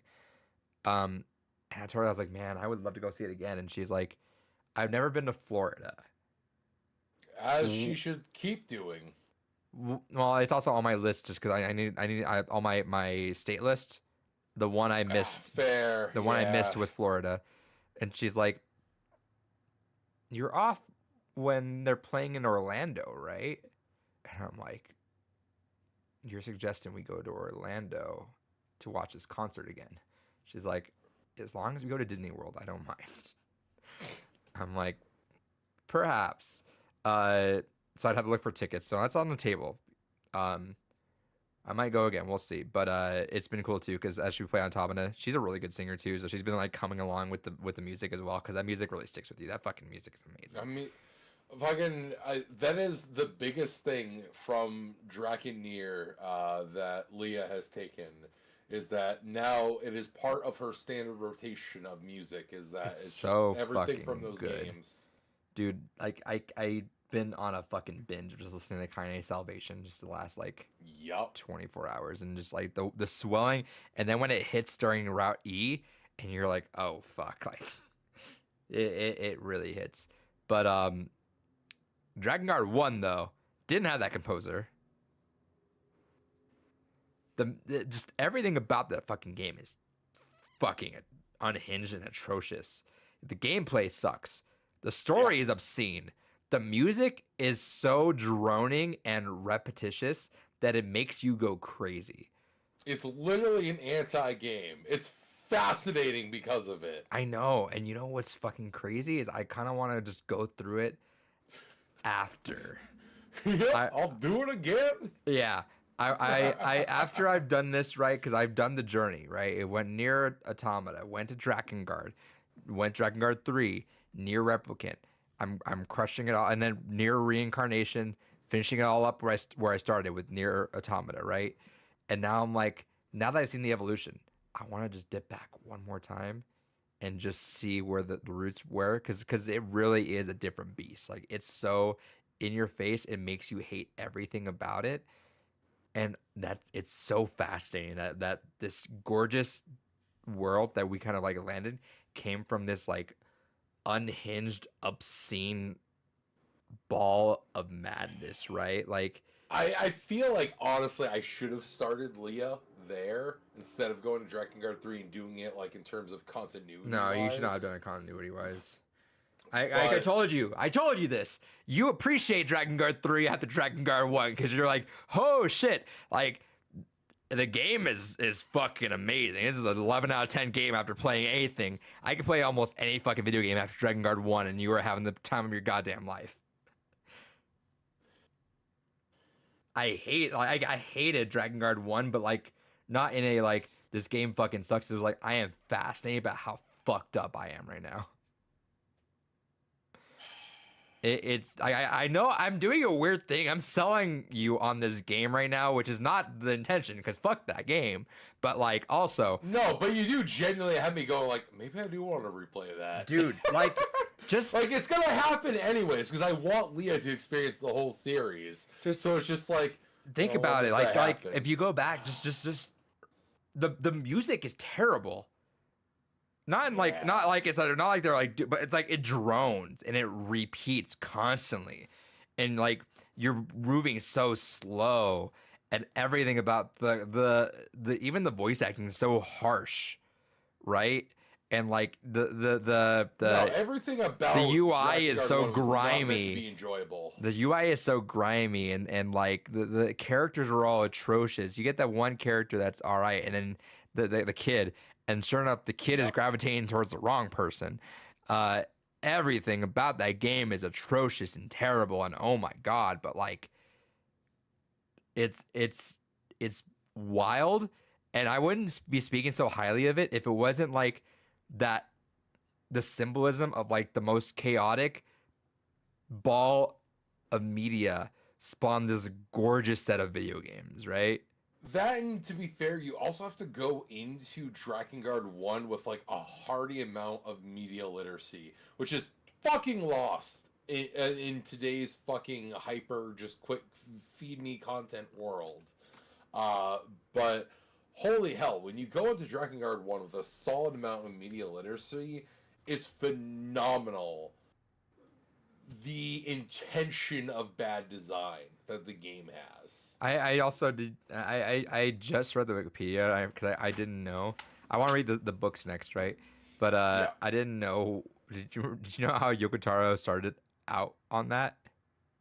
I remember one interview was like, I was playing through a lot of just like hyper violent games, and I thought it'd just be funny if we just went ahead. I was like, what if that was a bad thing? No. What his role?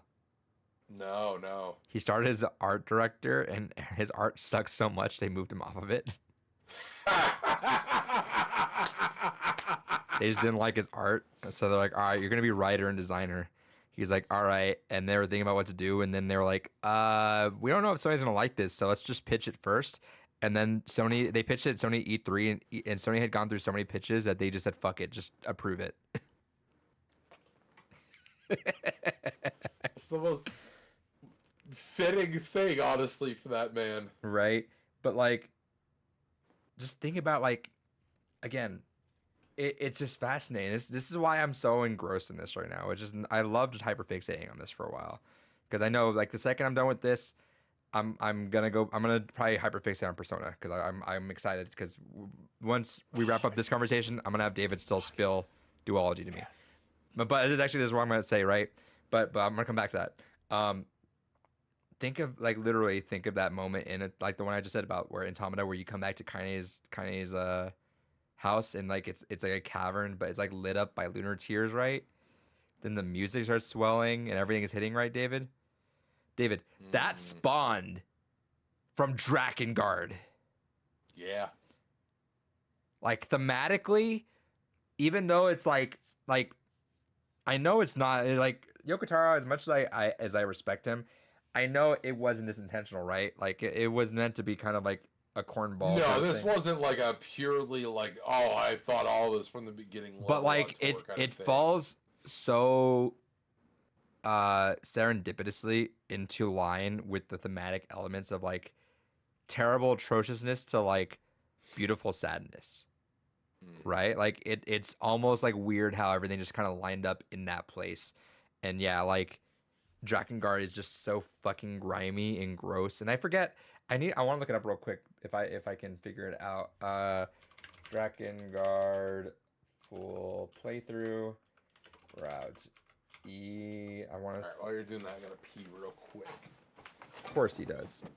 Of course he does. Let's see if it has what this says on here.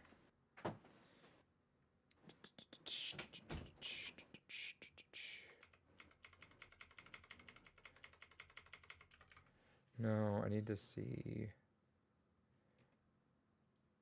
Drakengard full playthrough. 1 out of 2.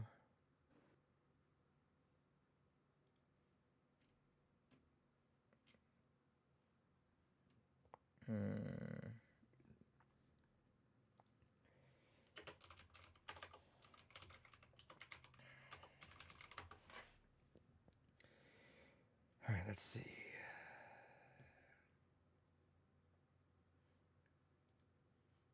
Okay.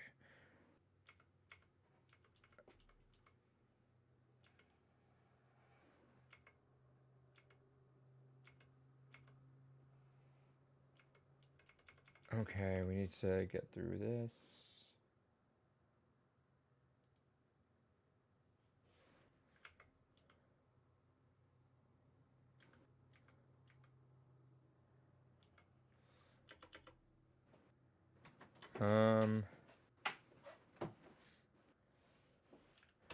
No.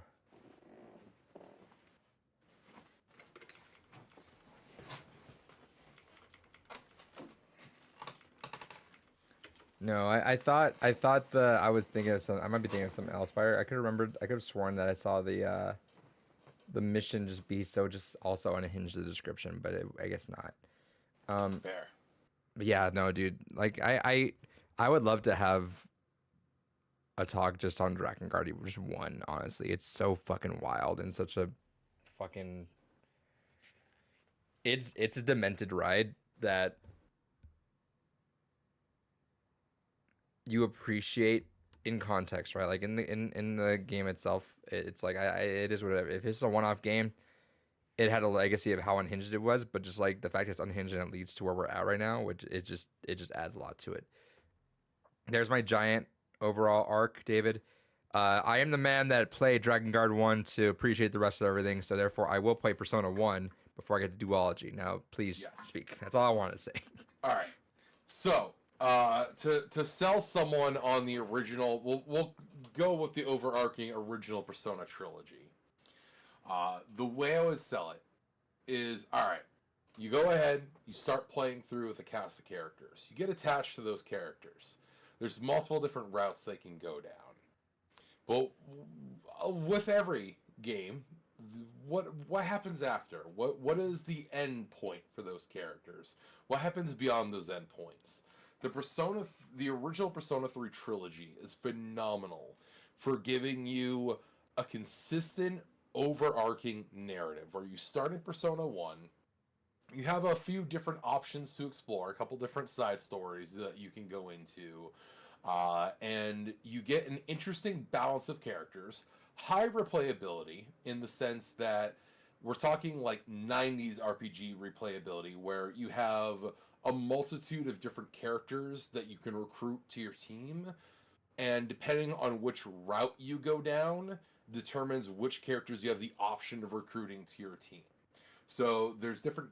So think like a less extreme version of like a Chrono Cross, where instead of having like 50 plus characters to go through, there's like 7 some odd characters. And then depending which route you go down, whether you go the regular main story route or the Ice Queen route, it kind of locks you into which characters you can kind of focus on. And then from there, there's still specific characters that you can grab for additional, like, this is my party right here, kind of storyline stuff. You go through, you have your time with those characters in Persona 1. It has an interesting combat system with managing a grid-based system of where your characters are.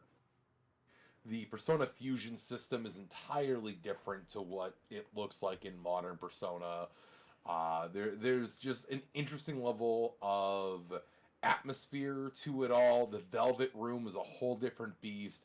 Philemon as the actual owner of the Velvet Room, and actually seeing him in person and having the whole context, and seeing honestly the Velvet Room as a populated area, and seeing the lounge singer and the piano player and everything that goes into the consistent atmosphere of it, but actually seeing those represented in game as intended.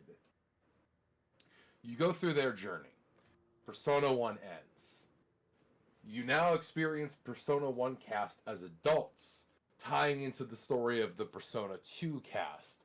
There's mentor characters now. One of the characters in particular continues to be a playable character later on that you can unlock in the first half of the Persona 2 duology. Which is first again? Is it Eternal Punishment, or is Eternal Punishment Innocent Sin? Innocent Sin is first, then Eternal Punishment. Okay. And so there's an interesting through line. And then Persona 2 introduces a really fascinating mechanic where it starts to delve into what honestly I feel like is like proto metaverse of Shin Megami Tensei or fucking Persona 5, where there's the rumor system. And the way the rumor system works is that there's this subconscious level of the human mind where we're just kind of willing to accept things at a rumor level. And so you manipulate the human consciousness of everyone in your area by either spreading or denying rumors that are going on. And like you actively engage in the rumor mill, but you also do it through Persona, and you do it through the special means of the Velvet Room and all these different information brokers that you deal with, where you're manipulating public consciousness. And there's just a lot of those elements that are explored and conceptualized in Persona 5 that are really just brought to as a gameplay mechanic fruition in 2. And again, it's a fascinating thing where you play through 2, you have our first true female protagonist, and also with Persona 2 we have our first gay, and so far only gay optional character that is a main protagonist. And there's a fascinating level of just exploring a whole storyline where you have the people that came before. They set up, they become the mentors, they train to some degree and kind of give guidance to the cast of Persona 2. The journey of Persona 2 Part 1 is what would basically be, on some level, kind of like your Persona 3, 4, and 5, where they have their coming-of-age journey. But then something happens at the end of that where we're not done here. There's more. Because whatever we have dealt with as our big bad has basically decided that no, the rules have changed. We're not getting off this easy. And also, not only have the rules changed that we've been engaging by now 2 games at this point, but everything that we have known is a lie. Which again, it ties into the gameplay mechanical elements of the rumor system and manipulating public consciousness and the inability to trust just mass reported information. There's a lot of elements that are very much ahead of its time in terms of narrative plot devices. And then you go through the final part of the 2 duology / the final part of the original trilogy of finding out what the truth actually is and finding out what everything actually means. And there is an interesting level of almost kind of undoing things that come from the first part of 2, but in a way that feels natural and intended to the plot of it all. It's one of the best games to have all of its gameplay mechanics tether into all of its actual intended messaging and thematics. There's a lot of games, like I'll honestly say, modern Persona, that they have a lot of gameplay mechanics that are cool, that are neat, that are interesting, but they don't tie in necessarily at the narrative level. Silent Hill 2. There's a certain... Yeah. What was that? Silent Hill 2. Exactly. Where you don't have fun doing that because you don't want to be in that fucking world. Exactly. It ties it in beautifully. That's kind of what I'm saying with Dragon Guard. Like, you don't want to be there. Literally everything about that game says, put the fucking game down, go the fuck away. Yeah, and considering the world that they're in, yeah, not a fucking great world to be in. And not great people you're playing as either. Holy hell. I didn't know, really quick, I didn't know Kaim was a villain in 2. I forgot all about that, to be honest. Yeah. I went down a rabbit hole at 3 o'clock in the morning. It's been so long since I fucking played 2 myself. But yeah, holy hell. I guess that was like a reveal, like halfway through the game where I think the meme was like the cat's like, oh shit, it's Kaim, but everyone I played Dragon Guard, everyone's like, yo, it's our boy. Yeah, I mean, to be fair, he wasn't exactly a good guy in 1 either, so it's not a stretch. No. All personas need a gay option. Let me be heterosexual with my boy Ryuji. History will look back and say that you and Ryuji were just best friends. But yeah, no, I mean, truly, it's kind of one of those things where there were a lot of elements with Persona 2's storytelling that were very ahead of its time, and weirdly enough have not been followed up on, and also just one of those unfortunate things that, while with the expanded universe of, more specifically 4, giving more of a cohesive narrative to like 3 tying into 4, and with 5 getting like Strikers, where it's like, yeah, it's a sequel, but it's kind of a sequel to the original. You can logic that the Royal version fits in as well, because there's nothing that contradicts Royal, but there's nothing mentioned about Royal either. Having the full through line, no matter what. It's such a wonderful experience, and it's part of what I kind of hope they do with 6. I really want the biggest thing to come out of Persona 6 to be something where it is actually like a combined narrative. Give us an actual through line proper of all of Persona. Yeah, well, that for sure. I'm hoping for a less fractioned game. I think part of my reason behind not playing Strikers is it not being part of the Royal line. Fair. And I get it, and I know where we're gonna line, and then I know, but Tactica does take the Royal line. Kind of. Yeah, but like the fact that we even let's say kind of, I'm like, just give me like, make that the sequel. Like I'll play it all the way through if it's a straight sequel, not like a sequel to the vanilla game because you want. And again, I like the Royal stuff a lot, and the Royal is what amplified Yes. Persona 5 from great game to an amazing game. Fucking masterpiece. God damn. Yeah. Uh, but it does also hinder the fact that like now you got to figure out, okay, so what are we telling the stories for? Is it going to be for the thing that we said before or the thing we said now? Which is unfair, which is unfortunate in that end. I'll get through. I promise you there will also be a Persona talk of some sorts. Again, just tell me when you do finally start up Strikers, because I'm more than happy to go through that game again, get that fresh in my brain. It's still on the PS5. Disc is in. I'm gonna try to knock out Automata, and then see where I go from there. Because there's a lot of games I'm trying to. Already, I feel like I'm like, yep, I'm good, but then I just fall back on 14 more games. Yeah, we have massive backlogs, my friend. Happens. David, the dark side of collecting. This is the dark side. I think I think we call it there. I think that was good. Yeah. Oh, real quick. I guess if you just wanted a TLDR follow up to what we were talking about with the wrestling news as of late.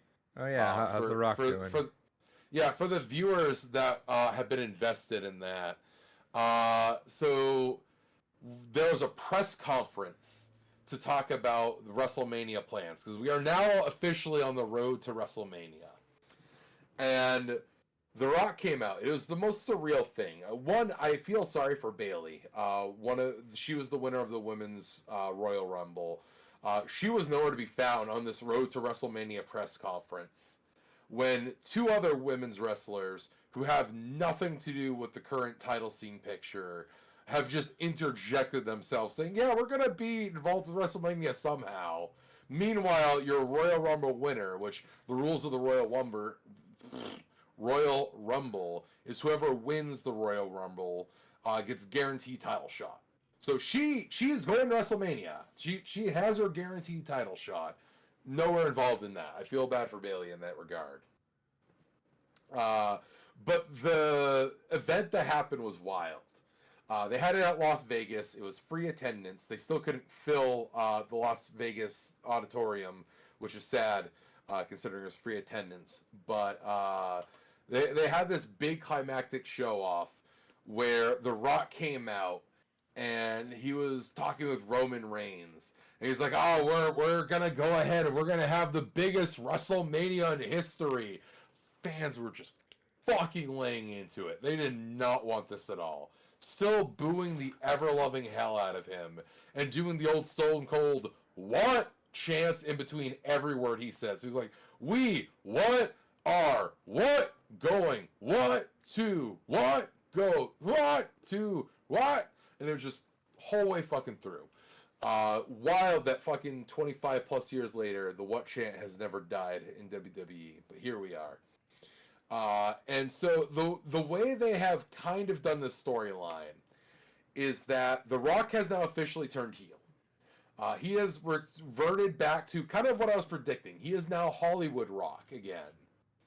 And he is basically kind of set up that Cody Rhodes has an issue with the Rock's family tree. And because you have an issue with the Rock's family tree, you have a problem with The Rock. Sure.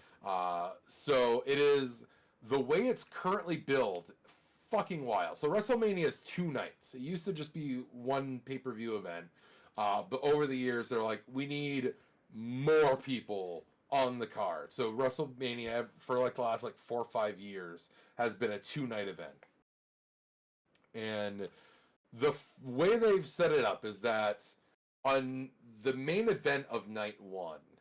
Or at least somewhere in night 1, it'll be The Rock tag teaming with Roman Reigns to face the Royal Rumble winner, Cody Rhodes, for the men's division, and the heavyweight champion of the Raw brand, Seth Rollins, who basically looked like just a cuck in the background where he's like, I'm here, guys. Don't forget, I have a title to defend at WrestleMania. And everyone's like, we don't give a fuck about you. This is about The Rock. This is about Roman Reigns. And this is about Cody Rhodes. You don't matter right now. It's like, okay. And he's kind of in the background for most of it until The Rock slapped Cody. And then Seth Rollins is like, I'm going to fucking step on up. And then that was it. And then what they're going to do is night 2, it'll be Cody Rhodes versus Roman Reigns for the Universal title. So, Cody Rhodes, Roman Reigns, pulling double duty. Presumably Seth Rollins also doing double duty, which I'm concerned about. Seth Rollins has legitimately been wrestling with a bad back for several months now. And he also got another major injury a few weeks back to the point where he tore some kind of leg muscle. I can't remember it right now what specifically. I think it was like his ACL. And they're like, oh yeah, you're probably going to miss like 4 or 5 months. But it was on that cusp of like, no, I can still make WrestleMania, right? And so he's like, no, I'm still going to WrestleMania. Don't worry about it. I just can't wrestle really until then. So dude is injured as fuck. And it's like, well, if he was already barely going to make WrestleMania for presumably defending his heavyweight title there, I don't know what's going to happen with him pulling fucking double duty on that. So a little concerned about that. How do you feel about all that? I think it was a good way for the WWE to pivot and fix a situation that they didn't realize was going to be bad. It is leading into another interesting angle where when the event was wrapped up... Huh? Kurt Angle? No, I wish. The man is retired and deserves it. But that man was peak. I feel bad for Kurt Angle. He went through some legitimately bad shit, especially during his TNA run. But he is famous. If you ever want to see some just the insanity that that man was willing to put himself through, look up his what's referred to as Kurt on a Perk era, where he was like in the midst of a really nasty divorce and hopped up on Percocets. Dude fucking just was a beast in the ring during that time. He's like, fuck it, I got nothing to lose at this point. And there's some insane moonsaults off of absurd heights that were just fucking wild that the dude would pull off. But he legitimately for a while got the nickname Perk Angle because of it. And I kind of hate it because it's really derogatory for all the shit the dude was legitimately going through at the time. But he was a whole fucking different human when he was wrestling during that era. Genuinely, unfortunately, some of his best matches. But also, one of the few wrestlers in the industry that very few people have ever had an issue with. Has always been backstage reported to be a genuinely good fucking dude. So, kudos to him for that. But yeah, no. The angle they're kind of going for is they're still doing an old trope of WWE of the evil authoritarian figure, but they're subverting it slightly because The Rock is on the board of the TKO holders. So he is part of the board of directors, essentially, even above WWE. But he is kind of quasi-feuding with Triple H, who is effectively running the WWE at this point. So you kind of have like evil powers that be against like a kind of good powers that be. I don't know. It's kind of interesting where it's going. I still got to get caught up on last night's Raw. But from what I saw, very fun. Other than that, R-Truth is still comedy gold. I love that man. The dude has not aged a day. He's in his 50s and looks better than fucking most people in their 20s. The dude doesn't fucking age. Shouts to R-Truth. His comedy is fucking spot on and on point. Perk Angle was an animal. Perk Angle was a fucking animal. As unfortunate as it is to call him that, but that was his point in life at that time. DSP can't stop the Argentinian subs coming in and flooding everything. Hell yeah. And he's been getting low support otherwise. Good, So fuck him. he spent 15 minutes talking about how maybe he just has to stop gaming and maybe it just turns into social streams now because Maybe he has to get a real fucking job. how he's getting old now and he can feel like his hands start to kind of hurt whenever he's playing games. So he's like he's just saying all his stuff to do that, which some detractors every once in a while throw him advice because they know he's never going to take it. Yeah. But the best advice someone actually one of DSP's own fans said to him, of course he's not gonna listen, was, "Hey DSP, condense your streaming time, make it to where people look forward to you streaming. You're like the Weather Channel right now. We know you're there. We don't need to watch us report." Yeah, fuck. If David, is there a person on this planet you want to watch besides your spouse, for 6 days a week, 6 hours a day? Absolutely not. That's why, like, I enjoy the VTubing community. I don't fucking keep up with it like I did during the height of the pandemic because there's other shit going on. Like, bro, even my two favorite VTubers that I only even at this point casually fucking follows because ain't nobody got time for multiple 6-hour streams in a fucking week. Fuck that. I don't know a single person I find fascinating enough to, first off, watch a full 6 hour stream of for a day, let alone multiple days a week. I have stuff I actually Life give a shit about. exists. Yeah, that was funny. Anyway, that's it for the podcast. Also, real quick, go watch Has Been Hotel if you haven't yet. Phenomenal fucking show. There you go. Next week, if Dave and I remember, we'll do our game of the year. It won't be just strictly 2023 thing. Probably it'll be for me maybe because I played a lot of those. But David's gonna talk about just games he liked last year. Yeah, because I played like 3 games from last year. Yeah. And then stay tuned, Kells, you two. Neo is, I already mentioned that, so I'm not spoiling, I guess. Neo is on the cusp of beating Royal. He's still chugging along. But he's been posting. Did you say specifically where he's at? He's been posting his progress. Let me see.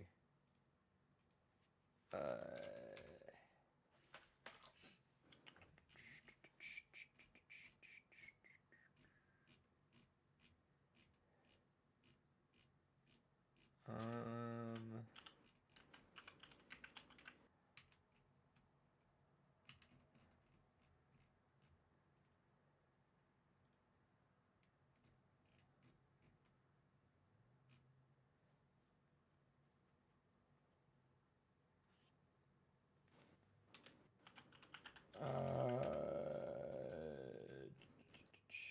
he's 90 hours in, and he just sent the calling card to Shido.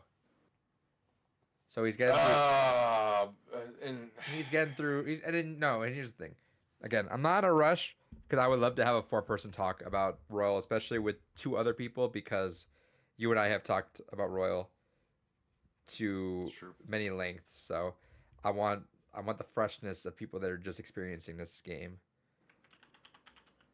to wash over us, David. Fair. I'm excited for him. He's been holding off on Royal for a long time, so I'm excited for him.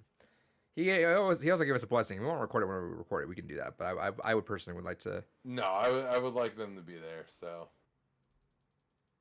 anyway, that is the podcast. Next Hell week, yeah. stay tuned for that. Remember to spay and neuter your animals. it's true. Don't let them go willy-nilly. GG's, Kells. Adios. Stream. Everyone, have a good night. Okay, bye.